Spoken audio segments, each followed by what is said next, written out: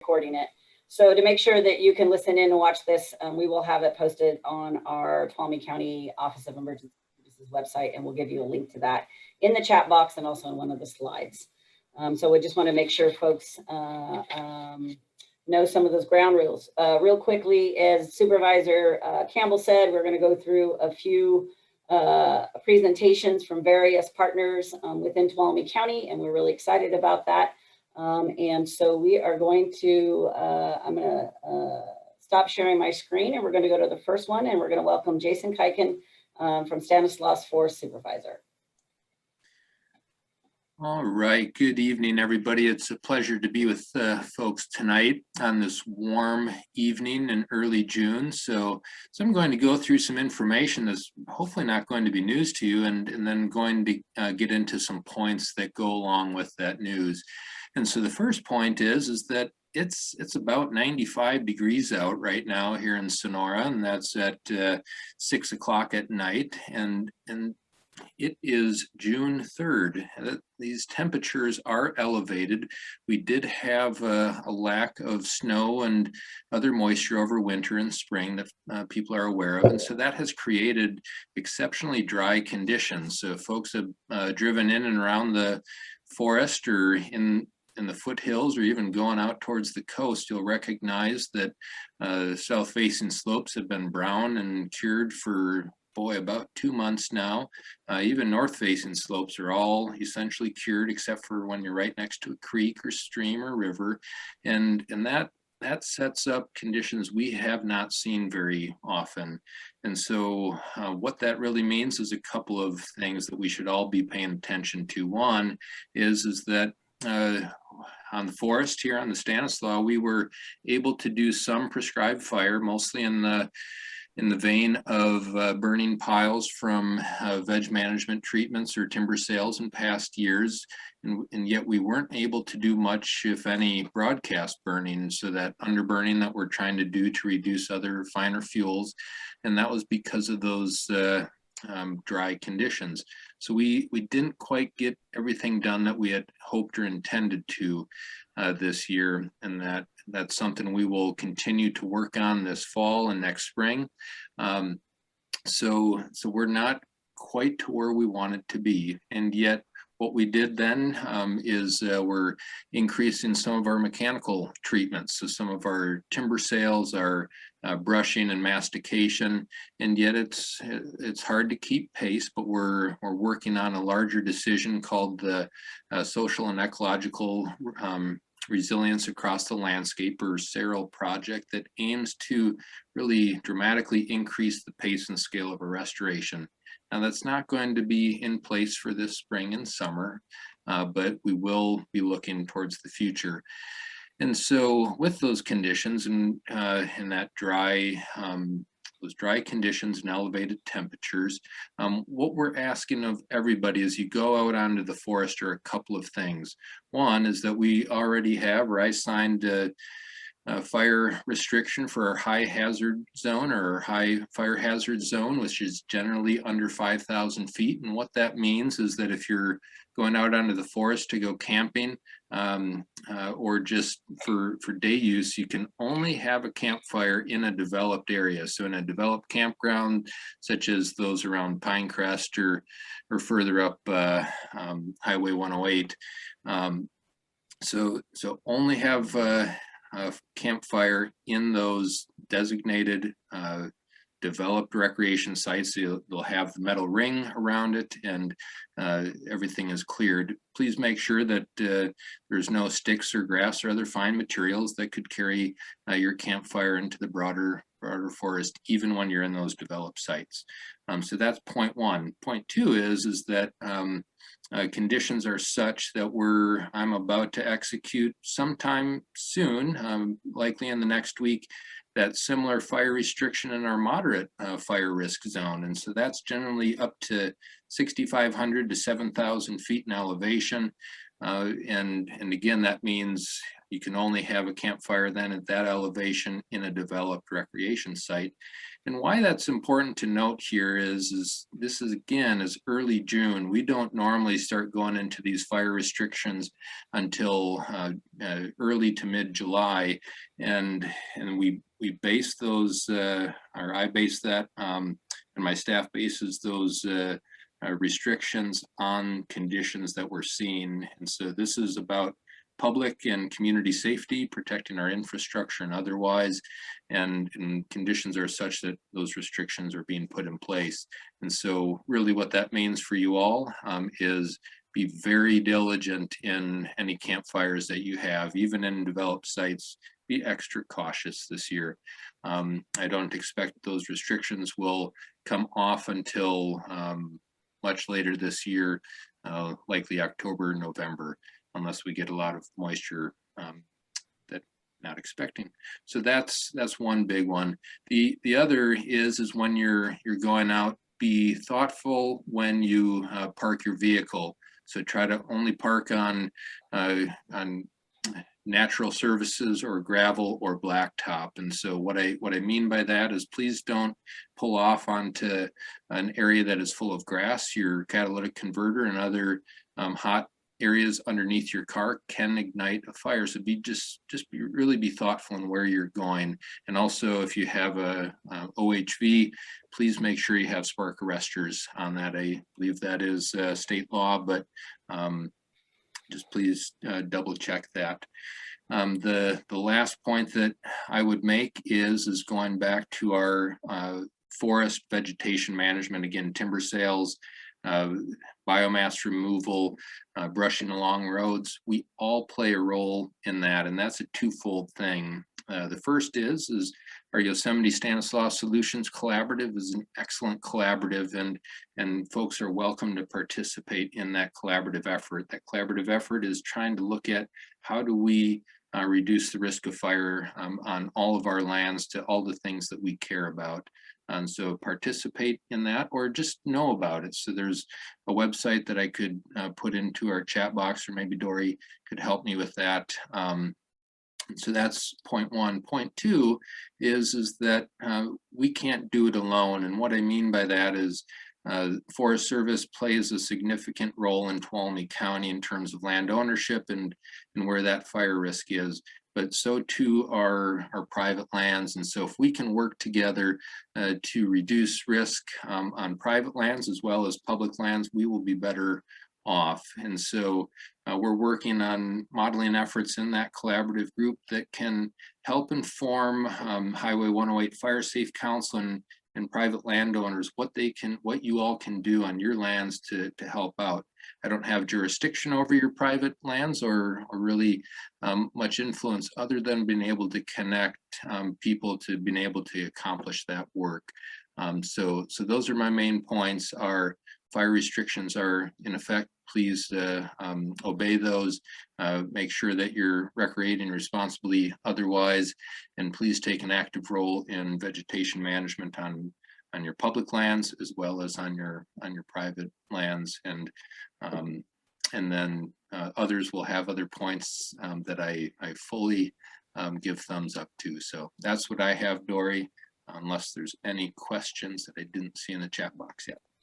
Nope, but we will ask questions for the end for everyone. And so I'm going to move over to the CAL FIRE, Tuolumne County Fire and CAL FIRE Unit Chief for CAL FIRE, Chief Nick Cashy. So I'm going to share my screen.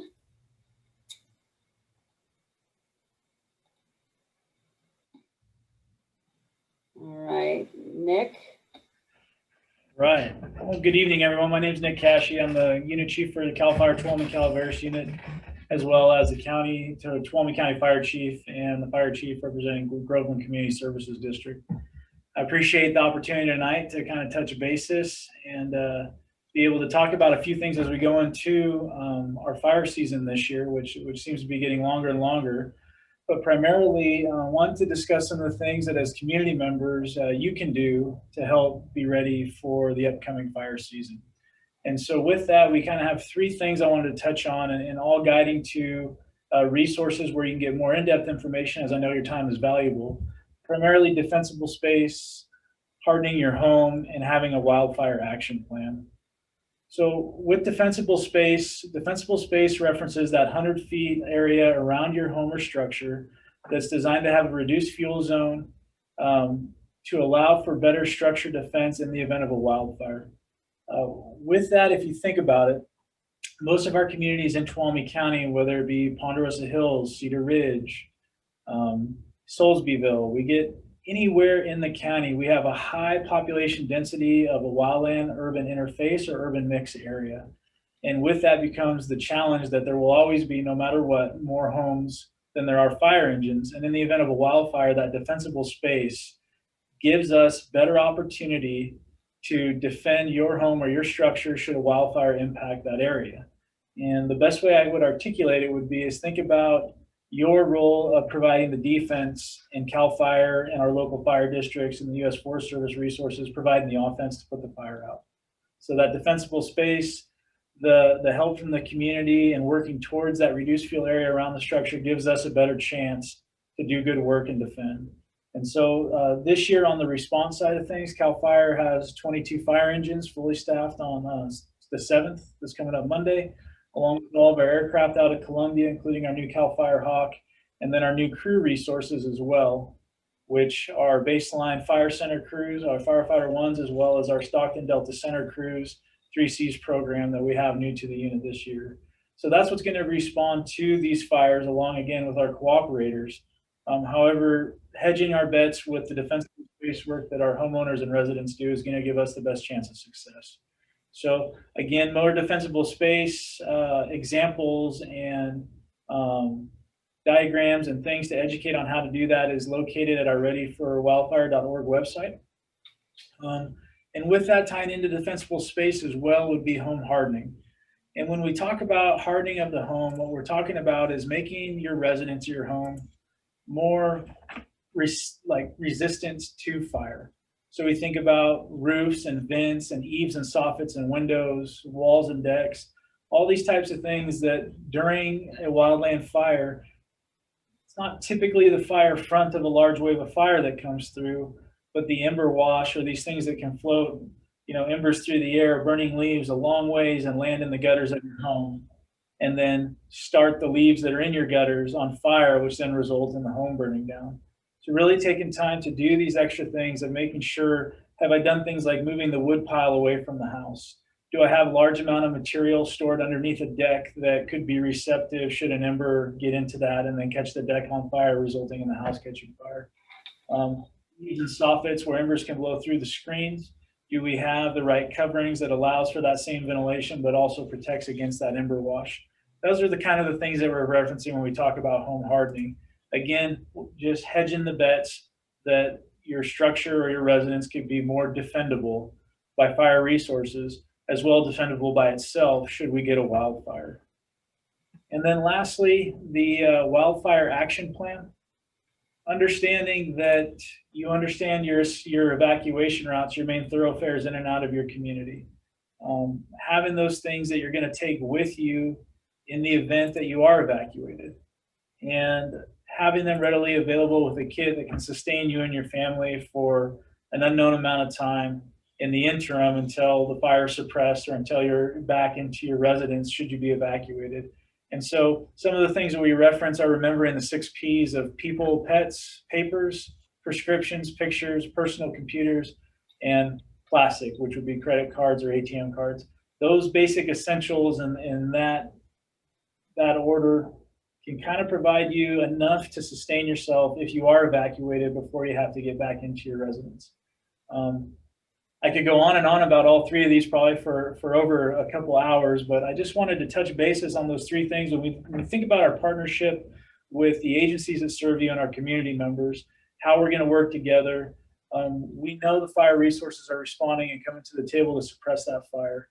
These are the 3 categories that you can do to help aid us in being successful. And with that, again, it's mostly directed to providing you the resources that you can educate yourself with at our readyforwildfire.org website. Also, any of our fire stations in Tuolumne County, if you want to swing in and you have questions and you want to talk to the engine crew, station captains, on-duty battalion chiefs, we'd be happy to help educate and provide resources to help better understand some of these concepts that we're chatting about.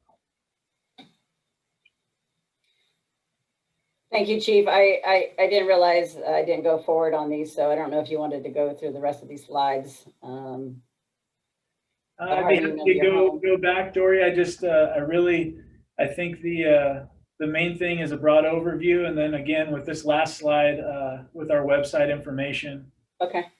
There's so much detail there. I know everyone's time is really valuable. Like I said, I'd love to talk for hours on this, but if I can get most of our residents to visit this site, the educational material here, along with understanding where some of the CAL FIRE information outlets through Facebook, Twitter, can help keep you informed as we work with County OES and our other local agencies. All right, thank you very much, Chief. I'm gonna unshare this and then get ready up for our next presenter, and that will be Sheriff Pulley. Let me get to, there we go. Ready to go, Dory? Hold on. All right. All right. Can you see that? I cannot, but I'm going to go ahead and start. So I want to thank everybody for logging on tonight, taking time out of your evening to talk about emergency evacuations. You know, we've all chosen to live in this great county, but along with that comes the risk of wildfires. And we just want you all to be very prepared for this upcoming fire season. Nick Cashy talked about having an action plan.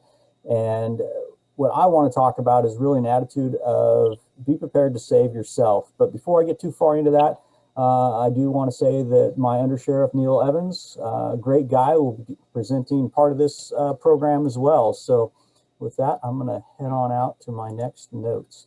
You know, since 2013, when we had the rim fire here, fires have been getting bigger, deadlier. Every year it seems to get worse, with the last couple of years being the worst we've ever seen. So we need to start preparing for the worst case scenario. Those worst case scenarios are now going to be our norm. It's what we have to plan for.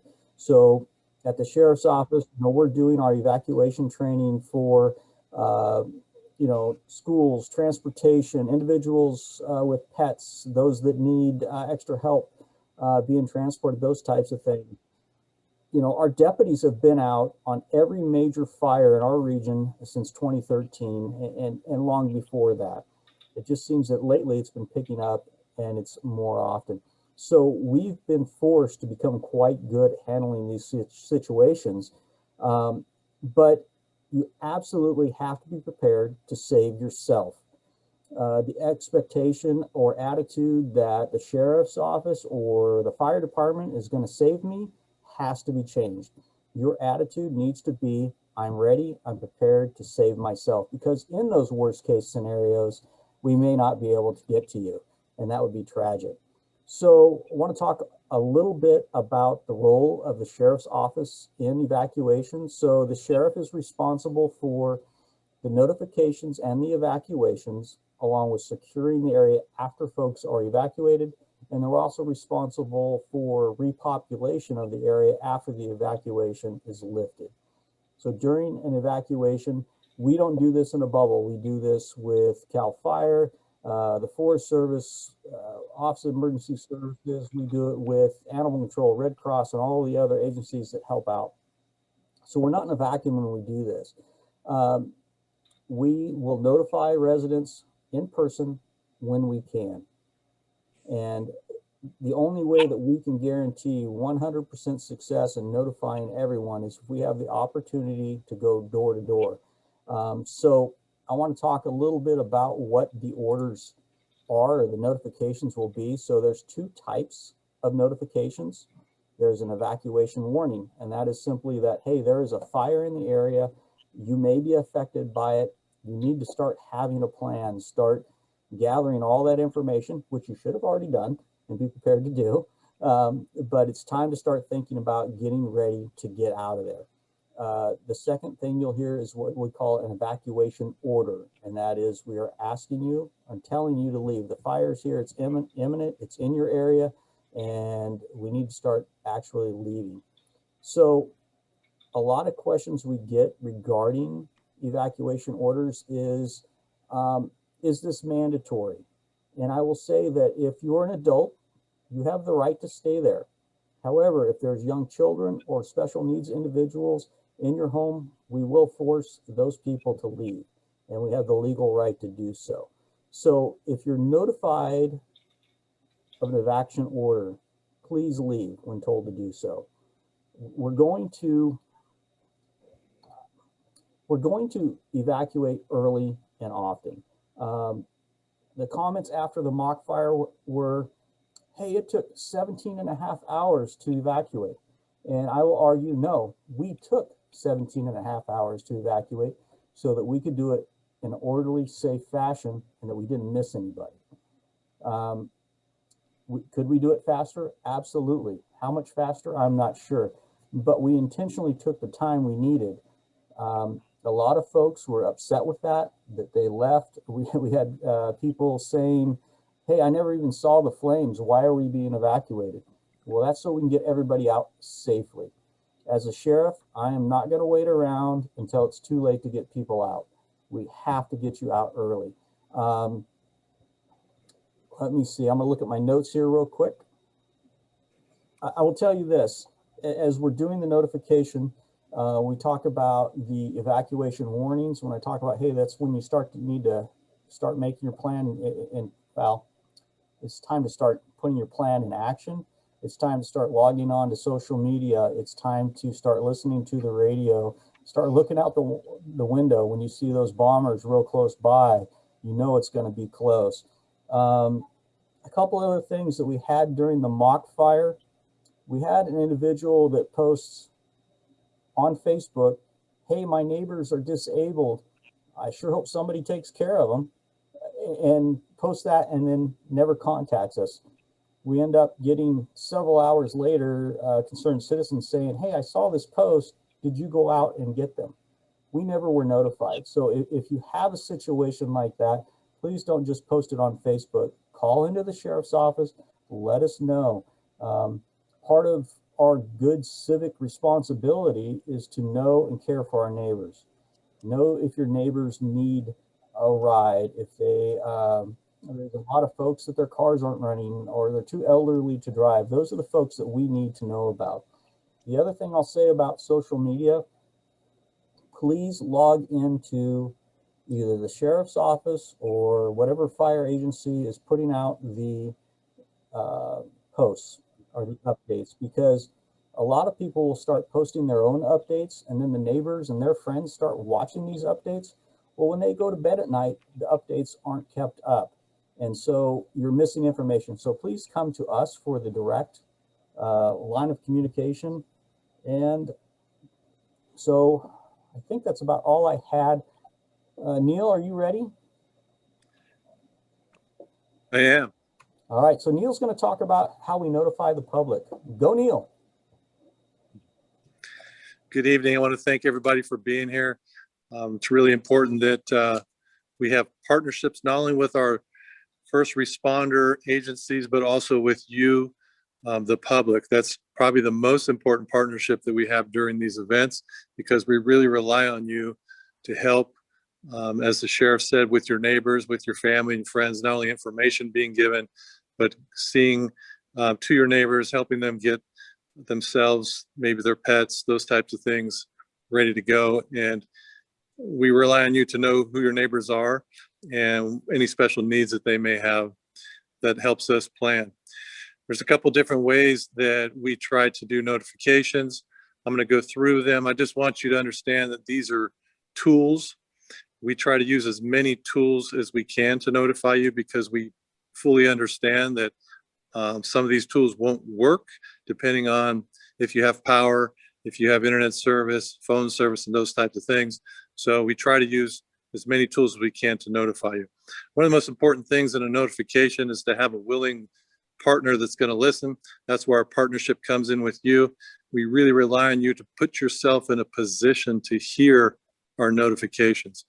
If you haven't accessed as many of the tools that we have to get to you, the chances of us notifying you or less and less. So first tool I want to talk about is Everbridge. Often it's referred to as a reverse 911 system. Everbridge utilizes many of the federal systems.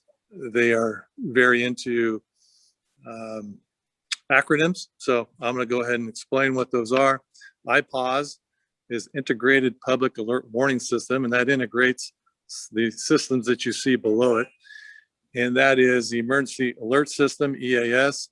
That contains AM, FM radio, TV, satellite radio, cable, and satellite TV. These are the notices you see coming over your TV that we all grew up with. That's the antiquated system that's been used by the government for quite some time. A newer one integrated into IPAWS is Wireless Emergency Alerts, or WEA. This integrates cell phones. One of the things that we can do with cell phones is if you're hooked into the system, in other words, if you subscribe to Everbridge, it'll send out a direct message to that phone, as well as emails, as well as a landline, those types of things. If you happen to be in an area that we're giving warnings or evacuations out, we can draw a polygon on that area and push out warnings to any cell phone that's in that area, whether you're subscribed to emergency alert system or not. And by doing so, it'll push a emergency notification right to you. Doesn't matter whether you're hooked in or not. Another thing, if you don't have service in the area, it should still push out a text message to you. So it's a very valuable tool. We also use sorry, internet. Neil. It looks like someone's playing around with our slides. So That's okay. I just moved that individual into the waiting room because I'm not quite sure how they did that, but they were drawing. Can you guys see all that drawing on? Yep. Okay. So another thing we use is internet best services. We will push out to my Motherlode. They'll put out notifications for us. Our local radio stations push out notifications for us. And we also will push out notifications on our Facebook, Instagram, and Twitter that we keep updated with real-time information. We also use what we call door-to-door with our law enforcement partners that come not only from our agency, but oftentimes from mutual aid. And that's the longest time that it takes to get to people's notification, but it's the truest form because we have a face-to-face conversation with somebody who's actually there. Now, there's a couple things that we would like you to take a look at. When we talk about putting yourself in a position to hear us, again, if we're going door to door and you have a locked gate that's difficult for us to get over, and if the fire is coming quickly, chances are we're not going to take the time to get all the way up there if we don't have time on our side. So keep that in mind. If you have dogs that are not friendly behind that gate, that's another thing that may inhibit us as well. So the more access you can give us to getting to your door to have a face-to-face conversation with you, the better. And again, I just really like to reiterate, getting to know your neighbors, your family and friends, and taking care of your neighbors and helping them get out early and often. And appreciate that. Thank you. Back to you, Sheriff. Thanks, Neil. So again, I just want to kind of follow up on what you can do to help us, and planning's the key to success here. You guys have to have a plan, know your plan, practice your plan, know where to get information, know your escape routes. There's a lot of roads in this county that can be used as escape routes, but if you have, you may have to have four-wheel drive to use them. So know those routes. Can you get through to them, get through on them? Know what you need to take. As Chief Cashew said earlier, all those, I think it was 7 or 8 or 11 Ps, but have all those things ready to go. Have a go bag ready to go. Be prepared to leave in a hurry. Know your neighbors and leave early and leave often. Thank you. Thank you very much, Sheriff. And now we are going to go to Animal control. Let me pull up this one. And share.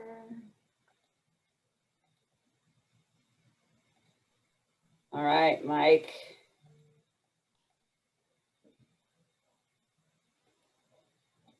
All right, Mike, it's all you. Oh,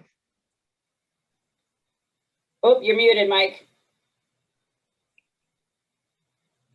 There we go. Should be better now. Thank you very much, Murray. Thank you, everybody, for joining us this evening. I'm Mike Mizuki, Tuolumne County Animal Control Manager. And I just want to go over a couple things about being prepared for fire season, just as the sheriff and Chief Cashy and Jason went over earlier. It's always about being prepared.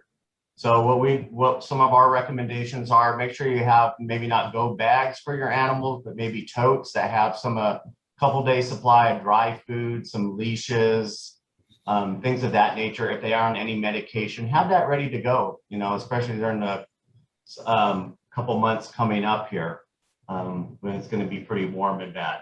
So another thing we think is a very good idea, have your animals microchipped. That helps. That's 100% positive identification. Collars come off, tags get lost. Brown tabby looks like a brown tabby. So that will help us when all these animals come to our shelter to help identify. We also think that you should make plans or contact family members who maybe not live in the direct area where they may be able to take care of some of your animals for an extended time rather than having to have them sheltered here. It's less stressful on the animals. It will help you out and help us out too in the long run. And then also we suggest that if you are a livestock owner and you have a trailer available for your animals, check your trailer right now. Make sure the wheels have air in them. Make sure floorboards are still able to hold the animals inside. Make sure you can load your animals. That's another big problem. We have animals that were loaded once 20 years ago, don't like going on trailers. So start practicing that. That will help save time in getting the animals out. So we have a small window of time to get those animals out during the fire. Some other things we have available too, we have evacuation of livestock in Tuolumne County, which is a volunteer group we have, and they're great for large animals. So we have about 10 trailer teams that can help get livestock out and smaller livestock and even domestic animals, smaller ones.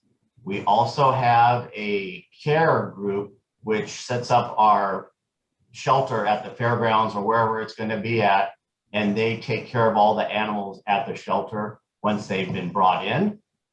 And if there's any questions, they're always looking for volunteers, so you can contact animal control and we can get you set up with those people. And just want to put out there that just be prepared, know where you're going to take your animals. We have a small unit, but we're pretty good at what we do, just like the Sheriff's Department and CAL FIRE. We've been all to the major fires in the last 5 years here, worked with several groups. So we know what we're doing. You got to help yourself. Big danger fire situation. Oh gosh. All this stuff. Okay. That is Sorry, I all muted I have, and I have any questions, you can contact Animal Control. Thank you.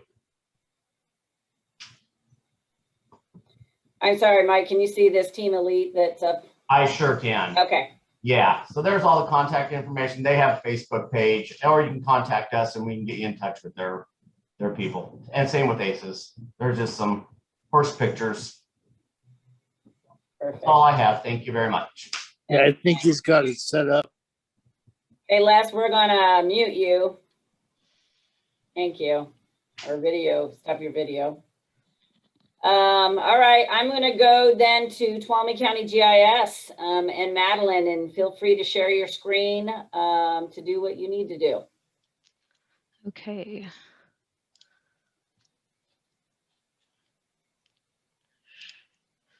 Okay, can you see?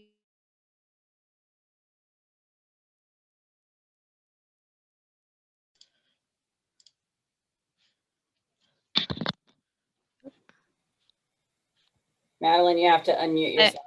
Yes, I just unmuted. And can you see my screen? Not yet. Nope. There we go. What about now? Okay, got it. Okay, so I am Madeline Amlin, and I'm with the Tuolumne County GIS Division. And if you don't know what GIS is, it stands for Geographic Information Systems, which is a really fancy way of saying we do computer mapping. And so I'm just going to share a couple of resources that we have for the public to assist with any kind of an incident you can utilize. Before, I mean, this is all about pre-planning and making sure you're ready. So before an incident, we really want you to have your plan in place. And so one thing we have in order to do that is some community maps. And I will show you, I'm just going to jump on the county website here and show you exactly where to find those and then how to use them. So here's our county website. If you don't know it, tuolumnecounty.ca.gov. And then just go down to this button for wildfire preparedness. And there is some good information here for preparing yourself, tips and everything. And then over here, arrow's a little bit too high, but right here is a link for community maps. And if you go here, we've got a list of community areas here, and these are just PDF maps, pretty generic. And then there's also a link to an interactive web map here. So the intent behind these is you find your area, and I'm just going to pick one here. And as you can see, it's pretty basic. It's just a basic roadmap. So the idea behind these is we don't have designated evacuation routes because we don't know where an incident's going to start, where the danger is going to be. We don't know what roads around you are passable by your vehicle. So this is one option for you. And you don't have to use this really. Any physical map, any paper printed map is what you want. You can do this with any of those. Just a standard road map is fine. But the idea is you need something paper. Don't rely on the internet. Don't rely on trying to access these when an incident is happening. Have this ahead of time. So go print this off now, find your road map, put it in your car. And so the idea behind these is you're supposed to find your location. And I've got one marked up. So mark your house, your location, and then highlight some possible routes away from you.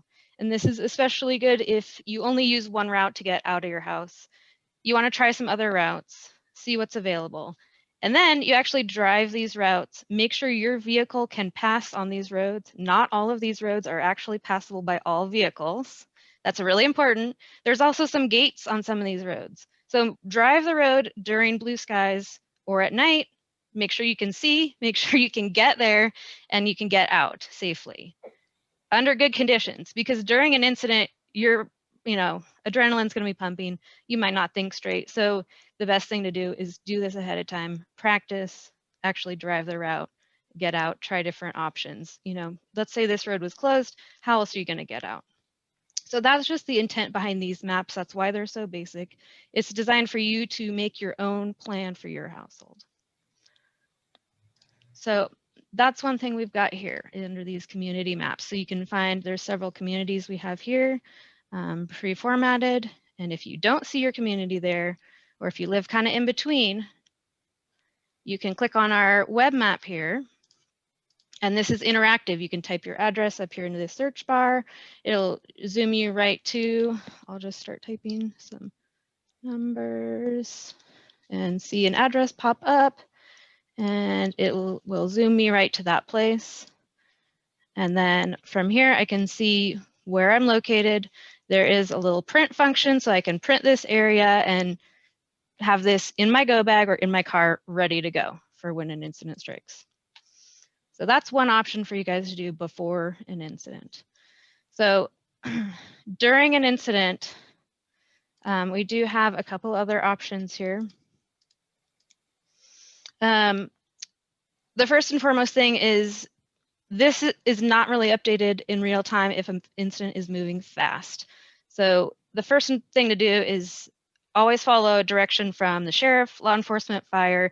Somebody knocks on your door, take their word for it. You don't need to consult this map. This is a supplement to any other information you're going to get from anyone else. And then let's see. What else was I going to say? So we do have I will show you where this is located also.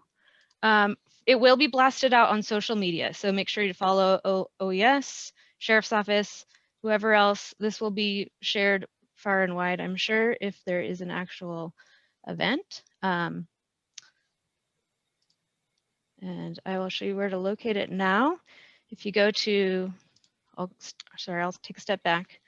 Under government, go to GIS. If you don't have social media, this is how you can find it. You can go to our webpage here, and this has a link to our current fire info map. And so on this map, you can see it now. It's always available. And it is these points, these fire points here are updated automatically. It's a live feed from a couple different sources, NIFC and Irwin, and it's updated every 15 minutes. So we don't manually go in and update this on a regular basis. These are just the incidents that are coming through on the feed. So you can consult here just to see what's going on.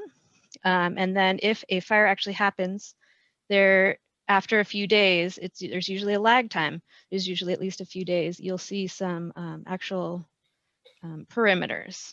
But really, you don't really want to wait for the perimeter because it does take a few days and you might not see it pop up there.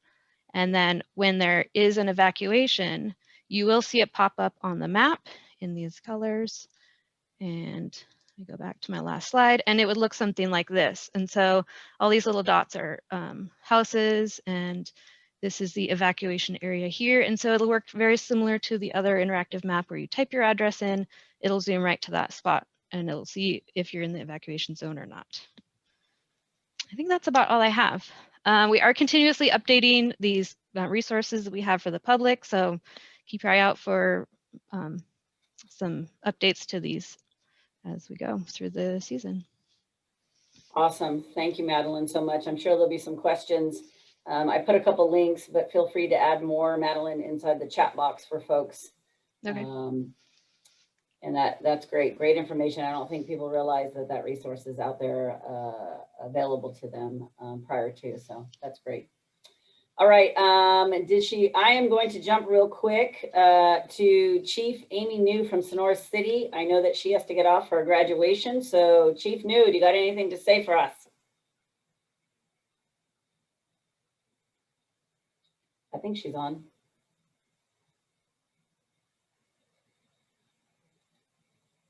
I think, Chief New. Hey.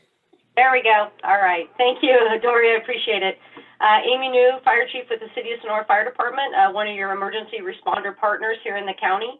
Just want to let everyone know that, you have 9 different fire agencies here in the county. So depending on where you live and where your address is, there are different restrictions and different guidelines for your defensible space. So if you do live in the city limits, please feel free to reach out to the Sonora Fire Department. We have educational material, copies of our defensible space ordinance, so that you're prepared and you are up to date with the current regulations for the City of Sonora residents. If you live in other jurisdictions, if you call us, we'll definitely point you in the right direction. Sonora zip code is not just to the city. So a lot of people think they live in Sonora, that they are represented by the City of Sonora Fire Department. That's not always the case, but we will definitely point you in the right direction and hook you up with the right people to talk to for the current guidelines. We're gearing up for fire season and responding to a lot of fires. So again, just be careful out there, and we appreciate everybody's patience with the new ordinance that we've put in place, and we appreciate everyone's hard work in getting their properties cleaned up. So thank you very much, Dory.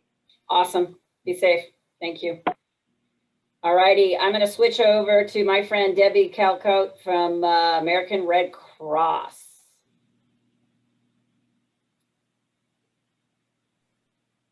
Hey, Dory. Thank you. So talking about evacuations and where to go, my camera, I apologize, doesn't do well with Zoom, so it won't come up. But as we know from the Moccasin fire that we went through, that folks were sent down to the fairgrounds and it was a bit confusing for folks. So I wanted to go over a little bit of what a temporary evacuation point is. So that is when you are told to evacuate, you are sent to a location. So we have different locations within the county that can be used as a temporary evacuation point. That is a place that you're going to go and gather so that we can provide you with information and snacks. We can gather your information, where you're coming from. You'll be directed to a parking spot within that. As you were sent during the Moccasin fire, you were sent down to the fairgrounds. It may not always be the fairgrounds. It will depend on what the situation is, where the fire is, in which direction it's going in. All those things will come into play, and that will be up to the County Office of Emergency Services. Fire, law enforcement will advise us where that best location is for that temporary evacuation point. We will follow their direction on that, and then they will tell you where to go to. But we will be there when you get there. You will be staying in your vehicle. You'll be guided in, given a number to put in the window of your car, and then a Red Cross representative or a CERT member or another member will come out to the vehicle, gather information. They'll provide you with a plastic bag, which has some documents in it explaining what to expect while you're at the temporary evacuation point. In there also you will receive is your personal protective equipment, which is face mask, a Temp-A-Dot, which is a little temperature thing that you put on top of your forehead so that we can read if you have a temperature, small tissue pack, and a small hand sanitizer. That is for each member that shows up in that vehicle. An associate will remind you to read your packet information. We'll have you put your phone number on the index card and stick that in your windshield. We'll provide snacks and water while you're in your vehicle. We'll be monitoring vehicles for questions or concerns. We'll ask people turn on your headlights if you need something, but there'll be people monitoring through there throughout the time. The reason for an evacuation point is not all incidences go or have to go into a shelter situation. Sometimes it's just a couple hours and the situation is under control and they can repopulate, send people back to your homes safely. But until then, that's where this evacuation point comes into play. If per chance that it does go into a shelter, we're trying to make it so that the temporary evacuation points can also be shelters. But sometimes that may not work out and we may have to go to another location for a shelter. We are going back to congregate shelter situations. We would then start the registration process by going to each vehicle, gathering your index card off of your windshield and going through and filling out your shelter dormitory registration form. We're going to try to do that by cell phone to try to avoid face-to-face. We're still in a COVID environment. So we want to practice that safe distancing and practice those safe COVID protocols that are still in place by the CDC and by our county public health department. So physical distancing guidelines are still going to be maintained. Our goal is to keep not only you safe, but our volunteers that are going to be helping you. Face masks must be worn by all persons during all interactions. If a client arrives, if evacuees arrive without a vehicle, they're being dropped off, we'll set up a registration area in the facility or outside the facility, but it'll all still be within safe while being able to practice safe COVID protocols while doing so.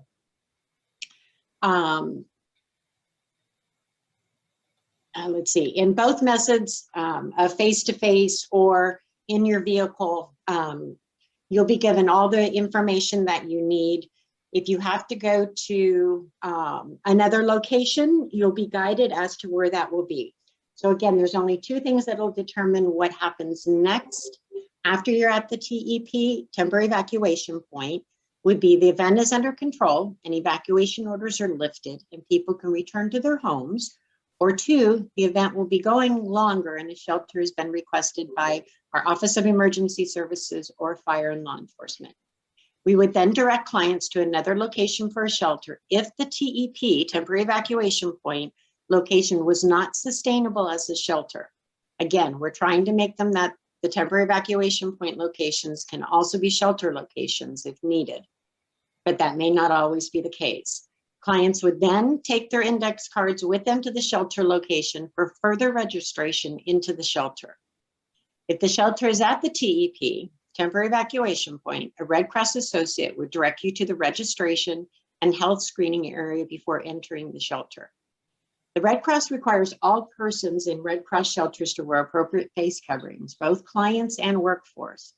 Now, I know there's been changes of if you're vaccinated, you don't have to. Red Cross protocol is staying mandated to CDC guidelines and OSHA guidelines, as even if you are vaccinated, our shelters will still maintain COVID protocols. You will wear face masks at all times in the shelter, and our staff as well will maintain wearing masks and practicing safe COVID protocols at all times. All areas will be sanitized and cleaned. When you're in the shelter, we expect folks to stay within their 110 square foot area within the shelter. And all of those will be explained to each family or each person that comes into the shelter. We want you to know that if you have to go into a sheltering situation, that you will be safe as we can make you safe, as far as COVID and every other aspect of being in a Red Cross shelter. We take the COVID situation very, very seriously. And we understand that these are difficult and unfamiliar situations for you. And sudden changes from disaster create a lot of worry, confusion, and sadness. And during the COVID time, we know that it compounds things and can make things even more hard on folks. We're committed to your health and your safety for everyone in our shelters. And we put procedures and protocols in place to support that. So it includes screening. So you'll be screened when you get to the temporary evacuation point. You'll be screened when you enter the shelter. If for any reason that you leave to go outside or to go take care of business or come back in, you will be re-screened. And this is for your protection and everyone else's protection. Social distancing means creating physical space between people to avoid spreading illness. This safety measure means we all stay at least 6 feet, and all of our stations, meaning that our mental health stations, our health screening stations, our feeding locations, everything within the facility will be spaced at the 6 foot distance so that we can keep it as healthy and safe for everyone in there. And that's pretty much what I have. Thank you. Thank you so much, Deb. So I now wanted to give an opportunity to the other fire districts if they're on. I know a couple messaged me they couldn't make it, but I know that Pete Campa from Groveland is on. Pete, did you want to say anything?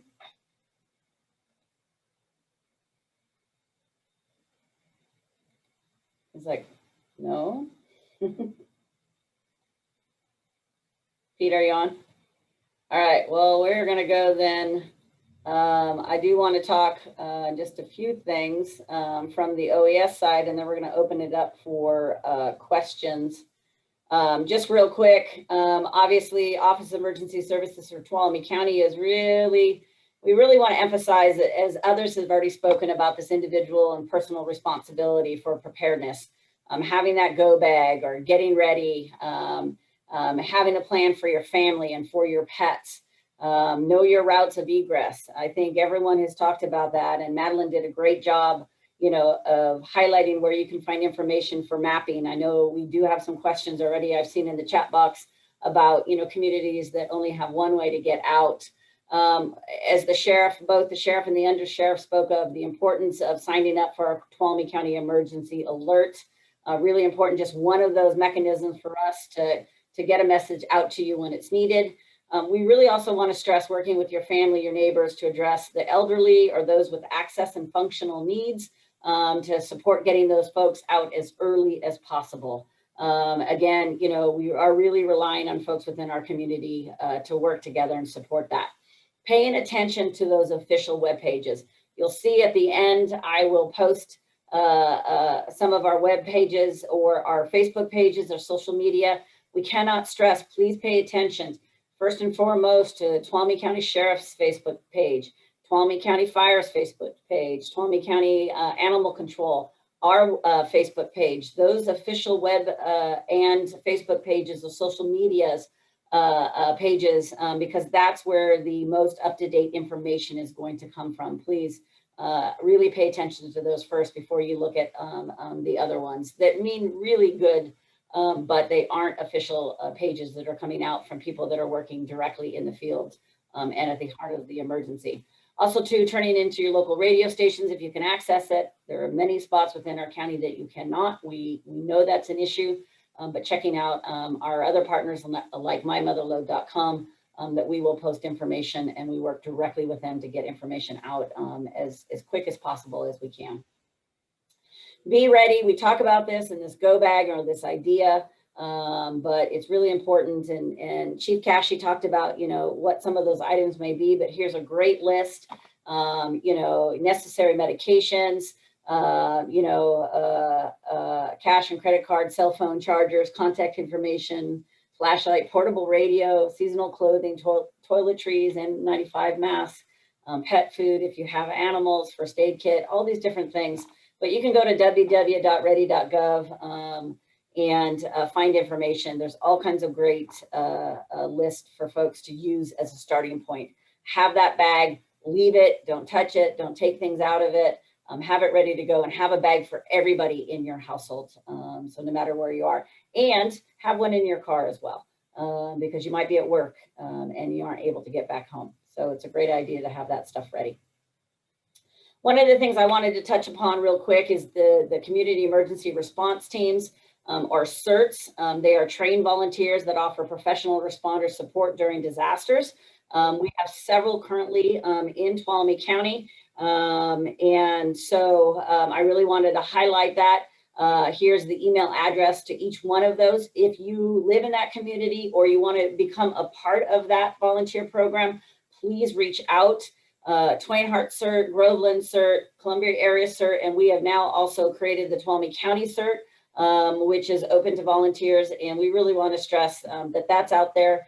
That organization is going to be supporting our first responders as needed throughout, but it's a great opportunity for folks who want to be trained, but also want to help when there's an emergency. So we are really, really advocating folks to volunteer and get trained through our local CERT programs.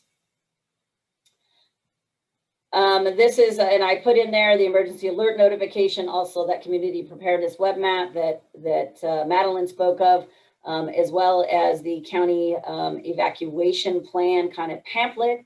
I'll pop that up here in just a second so that folks can take a look at that and put a link in there, but it's a great resource that talks about our evacuation kind of phases and what to do and have that plan, and some good tips and resources as well. So with that, I'm going to stop, and Ryan, Supervisor Campbell, let's go ahead and open up things for questions. Okay, do you want to just start? I think it was, I think Penny was the first. Yeah, that would be great. Okay. So feel free, folks, if you, I know there was a couple questions in the chat box, but we also have a couple of raised hands. So Penny, go ahead, unmute yourself.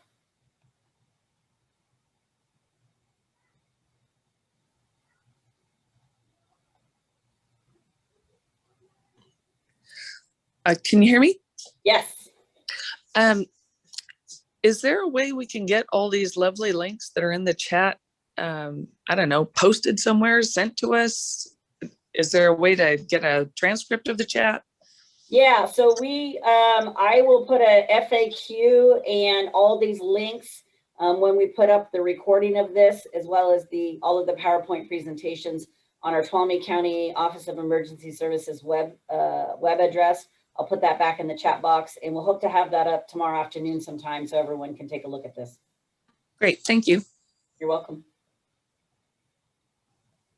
Yeah, and I'm not seeing the questions you're referencing in the chat. Dory, So I'm going to go to Leo because he's got his hand raised. Okay. Go ahead, Leo, if you want to unmute yourself. There you go. Good. Madeline, for you, while you were doing your presentation, I just checked on the Groveland area maps, and the Groveland East and West maps are mislabeled. You just want to make a note of it. they're reversed. Noted. I will take care of that. Thank you for letting me know. Thank you, Leo. I had a question early on. Masters, I think, was the participant name, but it was asking a question, and maybe you're on and you can unmute. Is there an RSS on or some function for fire alerts to citizens is what they're asking. Double check. I don't see them on, so let me go back and I'll find it. But then I also had Claudia Hayes. I do believe that wanted to ask a question specific to Cedar Ridge. Claudia, are you still on? Yes.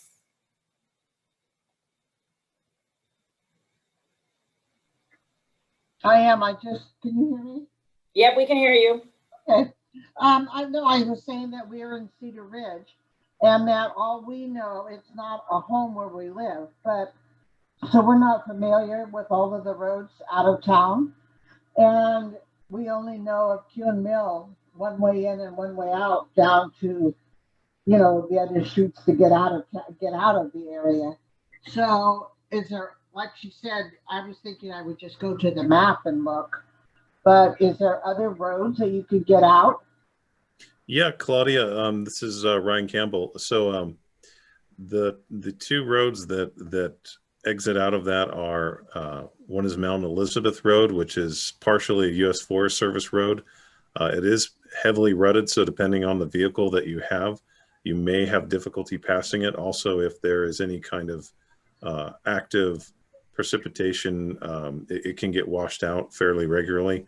Mm-hmm. So it's definitely, and the way to access that is to go through Lower Cedar Ridge, going to the, it exits to the, I guess that would be the northeast, correct?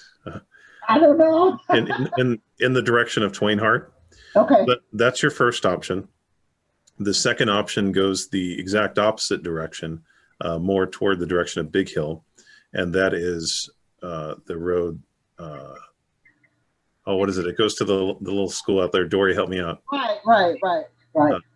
Yeah, I know where the Big Hill is. But my other thing is that what should happen if the fire is blocking the access for us on Kewen Mill to get down, to get to Twain Harte or go to Big Apple? How do we go, back up Kewen Mill Road?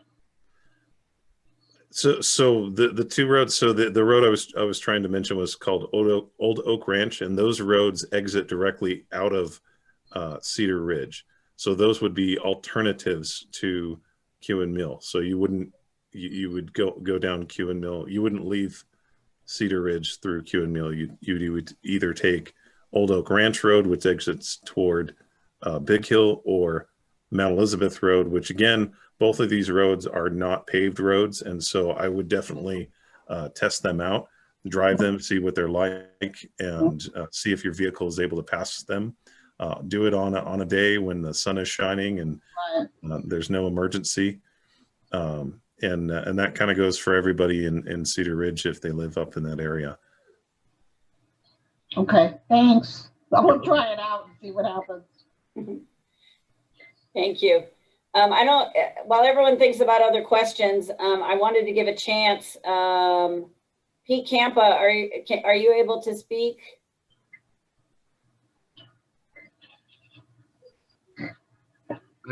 Dory, I am. All right, there we go.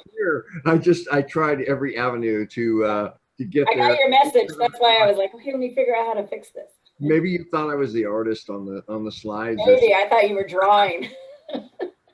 I just, I so much appreciate this this level of effort and outreach, and think that this is an awesome venue, and the more that we can do this on a regular basis, the more we're going to reach, and the more that people are going to listen up, because I'm just telling you, the social media disease is really not the place to dwell. I hate to say that, but man, it is. I just happened to be during the mock fire. I happened to be out of town and monitoring remotely. And it was 3 days of really difficult communications because it's hard to focus people away from the Facebook posts and everything else. So not only us as emergency service providers, but others that might I don't want to say dwell, but live in the social media realm, pointing people in the right direction as an involved citizen is an important thing to do. So once you know these locations, these websites, these venues where the real information is, and be able to just pass that along to people as you see these social media posts occur, is really important to the emergency services providers, because you can't, there's just no way to keep up with it, and it grows so fast. So I very much appreciate this, everyone that's participated this evening, and Groveland Fire is very aware of where we are and our isolated location and hazards. And we're actively moving forward with all different types of protection measures, and appreciate everyone's effort. Awesome. Thank you, Pete, so much. I know the group thanks, and I'm sure Supervisor Campbell will say anything, and maybe we'll do this monthly till we get through, the season that is upon us. So thank you for that suggestion. Yeah, and Pete, you really bring up a good point. So I guess, Dory, what would you say are where is the first place that people should go for current accurate information about what to do when there's a fire? You mean the preparedness side of it?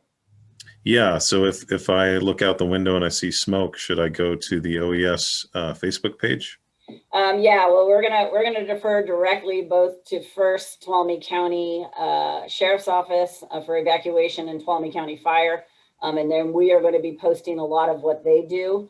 They're going to know probably before I do, or at the same time as OES, but the three of us will definitely be reiterating the same message. I think that's the whole point, is we want to make sure folks are paying attention to those, legitimate official social media. And we are going to support each other and work in coordination to make sure the messaging is exactly the same about where to go. And we will then support, the other efforts, animal control and American Red Cross and everyone that, as becomes a part of the effort if we truly have an event that forces evacuation of any of our communities. So, yeah, and it is a good point, because this is the emerging way that people consume information about their community, is through social media, and government tends to be a bit slow in adopting new technologies and new ways to communicate, and so I think we've made some really significant strides in the past year to kind of refine the way the county and the different fire districts are able to communicate together and communicate with the public to give people as accurate information as possible, as quickly as possible. It looks like we have a couple more questions, Supervisor. Michael Beta. Yeah, I think Michael was first and then Doris was next.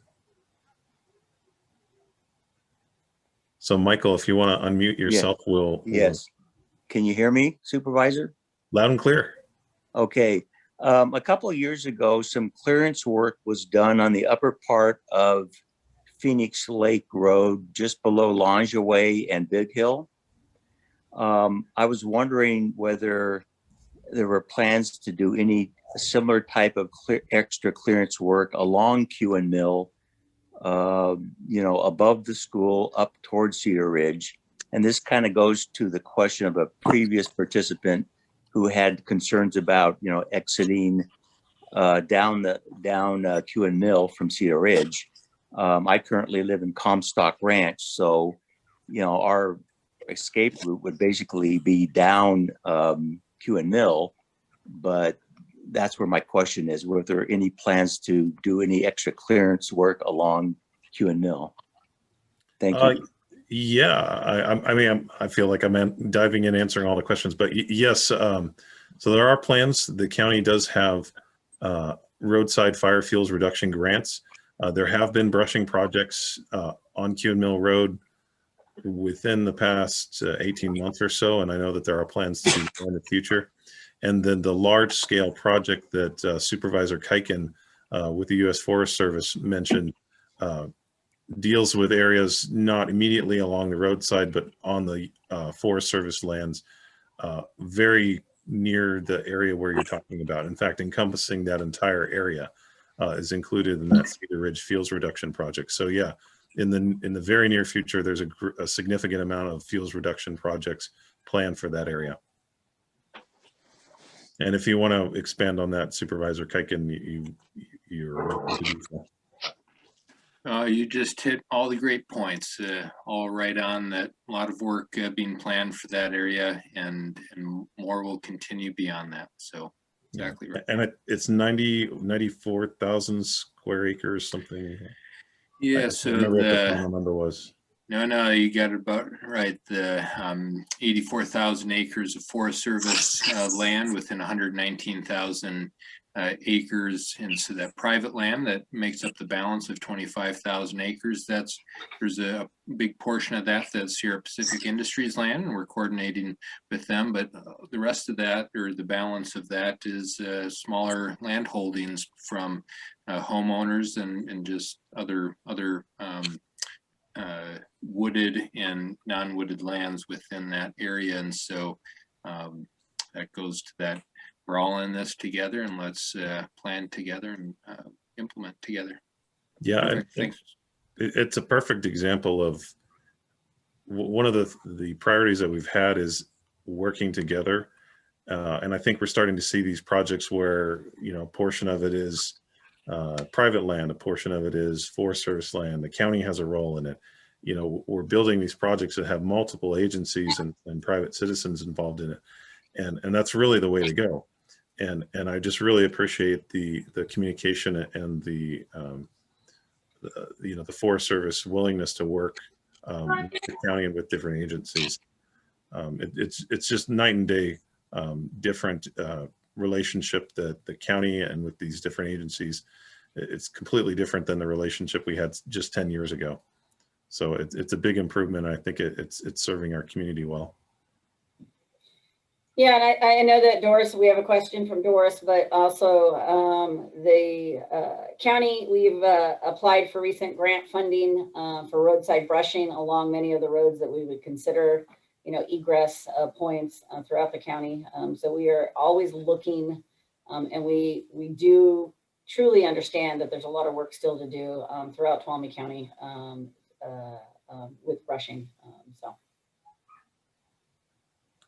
Doris, did you have a question? You can unmute yourself and ask the group.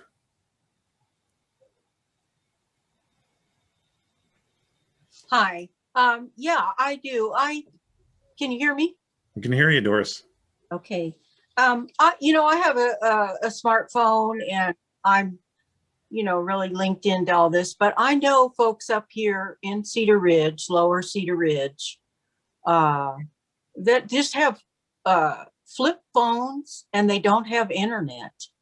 And I wondered, for that crowd to get notifications, or do you have a phone number? Because all this stuff is websites, which is fine. I can access all that. But some of these elderly folks don't have that option. And I was looking to give them phone numbers they can call on their flip phone for information. Yeah, actually, Doris, I'll go ahead. Sorry, Supervisor. No, you go ahead. I know that Neil or Dory would be chomping at the bit. If you call our offices, our direct line for OES, and several of us will answer that phone, but it's 209-533-6395. I'll put it in the chat. 533-6395. We can walk you through, or anyone, getting you into the emergency alert and notification system sign up. So you don't have to do it from your phone. We're happy to do that. We can also mail you the forms to fill out and send back to us. We are happy to do that. So please spread the word that that is a mechanism. It's not only limited to signing up online. And I don't know if Sheriff or the Undersheriff want to add to that. So Doris, usually during an event, we'll put out a information line. And Dory, didn't we designate 5151 as that line? Yes, I'm going to put the slide up. Yep, 5151. Okay, so Doris, we've designated during an event, it's 209-533-5151. Now, we don't staff that phone on a regular basis, only when there's an event going on. We will put that out in the news. It'll go out to My Motherlode, Union Democrat, and of course, all the social media. But we do staff those lines when we activate the EOC. So all the volunteers will be there to answer questions, and that might be an easier route for some folks. Yep. Thank you, Sheriff. Is it possible to submit flip phone numbers? Because the flip phones don't always have text. So Doris, when we do the reverse 911 or the Everbridge system, it'll call a landline, it'll call a flip phone, any phone line or any phone number that is registered, they will call that, and you can answer the phone and get the message. Okay. Thank you. That's great. Thank you.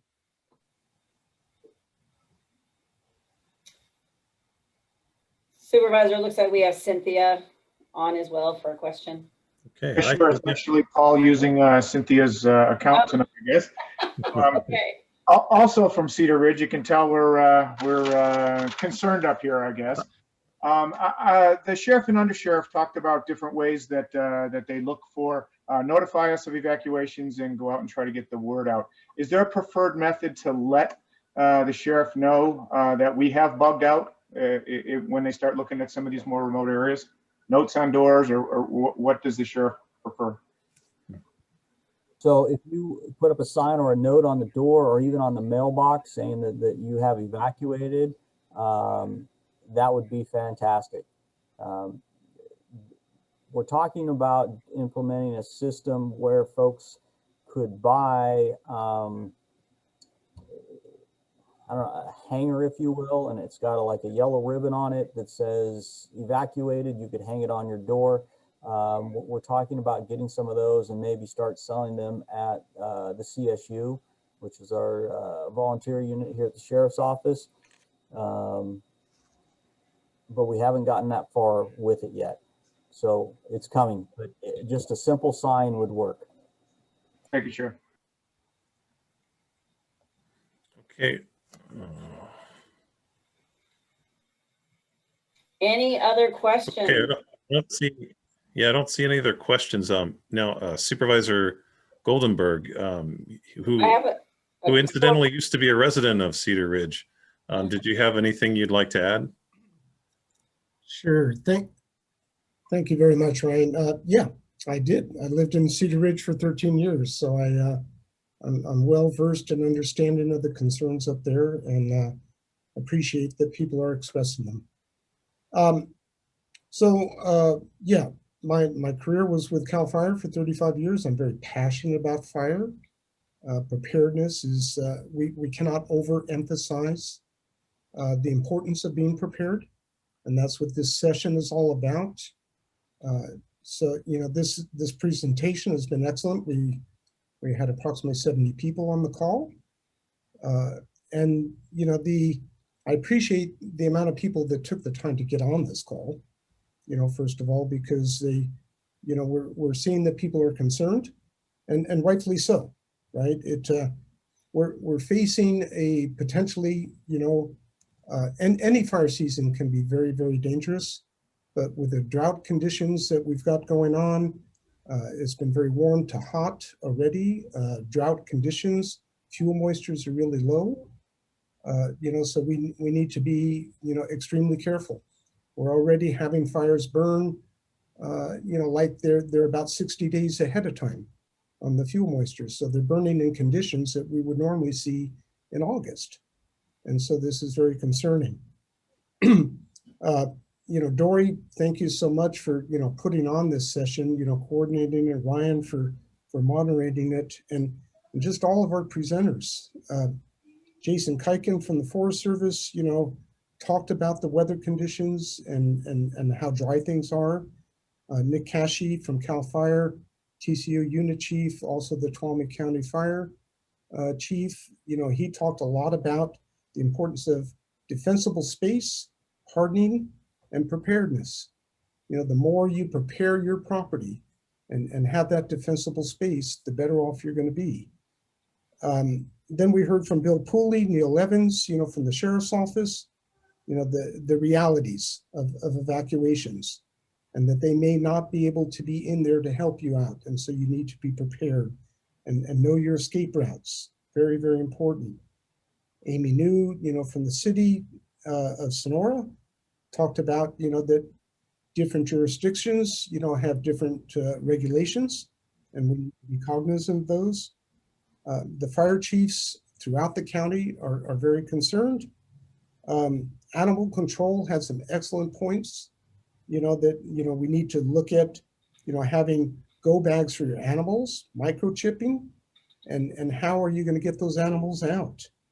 We need to be prepared to rescue those animals. And then Debbie Calcotti from American Red Cross, right? When we get in these fires, we're sending people out of harm's way, but we have to be prepared in order to help those people. And the Red Cross just an excellent job, of that. They find places to set up and support them. So, on the mapping, we're constantly working on the mapping, and we have several projects that are going on. Madeline from GIS talked about the mapping. We're constantly trying to improve that. And so it's just be aware that conditions change. No matter how well prepared, we think we are, we always need to be prepared for the change, because it does happen. And it can happen very quickly. So, just be alert and be aware of that. And, I just want to thank everybody, very much for participating in this. And I'll turn it back to Ryan and Dory. Thank you. Thank you very much, Supervisor. I think, Dory, you had a few more slides you wanted to go through, and then I think we had another question from Claudia. Is that right? Yeah, let's go ahead and let Claudia, and it's just 2 slides that have the information and the social media stuff on it. Okay, So and then I think we'll finish up if there's no other questions. Okay. So Claudia, go ahead.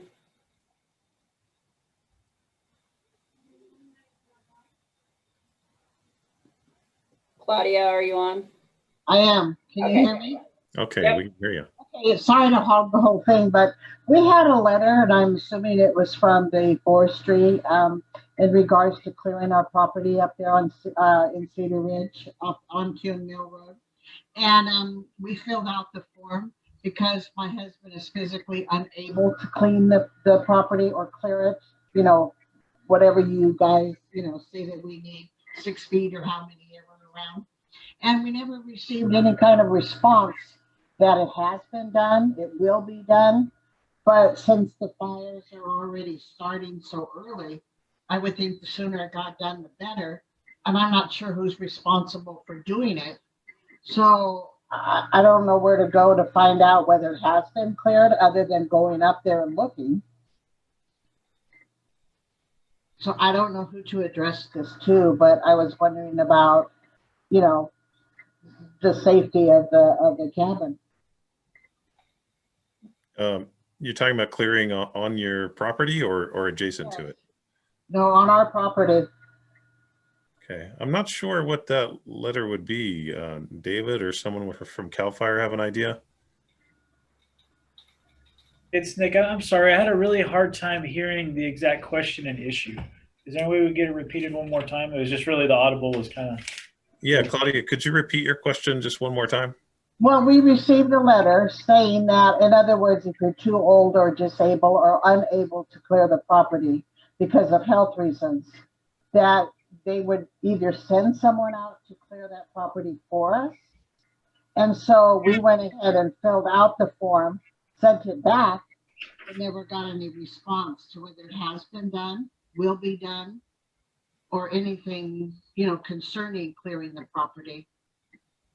So Claudia got a letter that said that she needed to clear her property, and if she was unable to do so due to some physical limitations or age, they should send the letter back in. And so they sent the letter back in and haven't received a response. Are you aware of? So the only programs I'm aware of, and Dory, please jump in here, but I wasn't sure if it was through the county or through the Fire Safe Council of the grant funding that was attempted to assist senior citizens who weren't able to clear their lots. My guess is that was probably what was sent, but I could probably get contact information and follow up with our resource management folks just to kind of nail that down and help answer that question.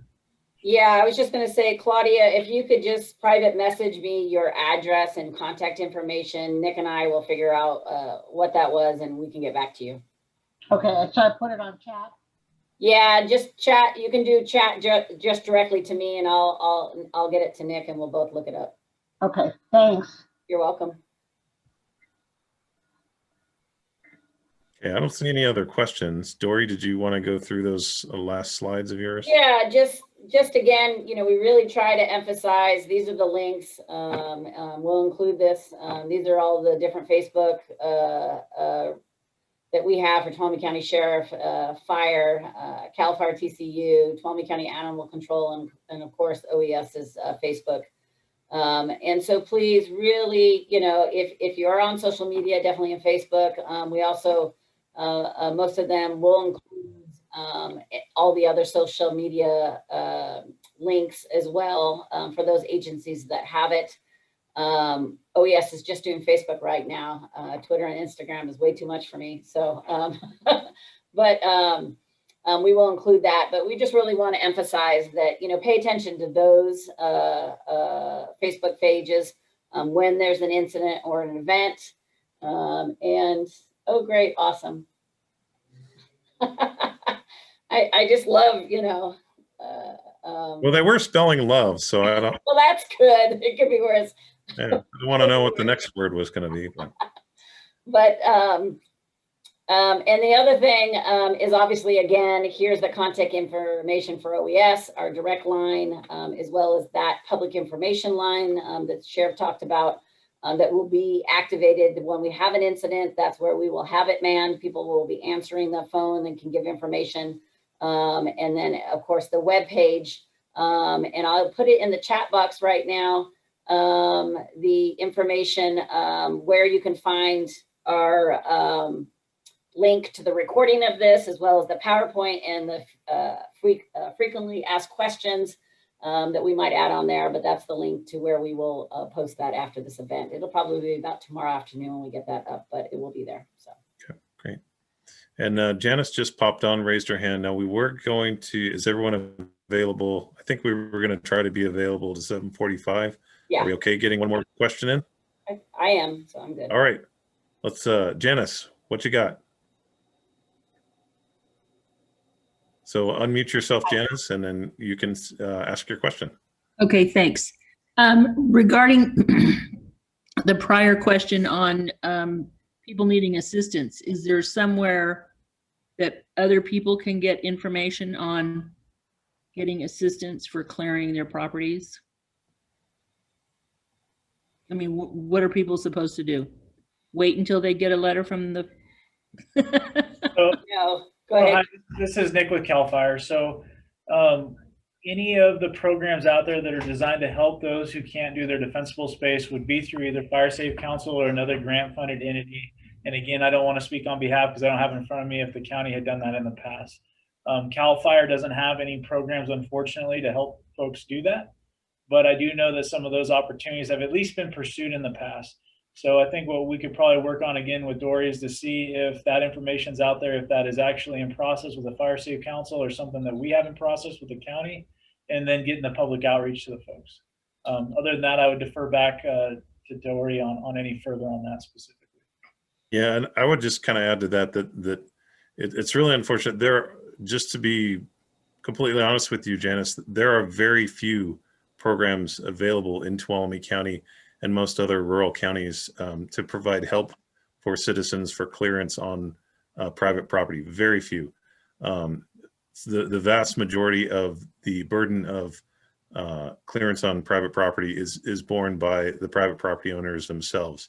And so we have encountered these kind of issues where folks, get older or they have some kind of physical disabilities that preclude them from doing their own fire clearance on the property, and they don't have the money to hire somebody to do it. And it's a big problem in our county, and we don't have a heck of a lot of solutions for it right now. And as Nick had mentioned, the fire safe councils have done a phenomenal job trying to fill that gap, but it's really the amount of money that they have to help is very limited, and it's nowhere near what we need in the county. So that's a bit of a downer, but it's an honest assessment of the situation that for the most part, property owners have to find a way to do their own clearance, and there's very limited resources to help. Got it. Thank you, guys. Appreciate this meeting. Thank you. Okay, I don't see any other questions. So does anyone from the panel have anything they'd like to add? Otherwise, we'll go ahead and say good night. Thanks, everyone. Appreciate it. Yep. Thank you very much. Thanks for logging on. Thank you. All right. Thank you very much.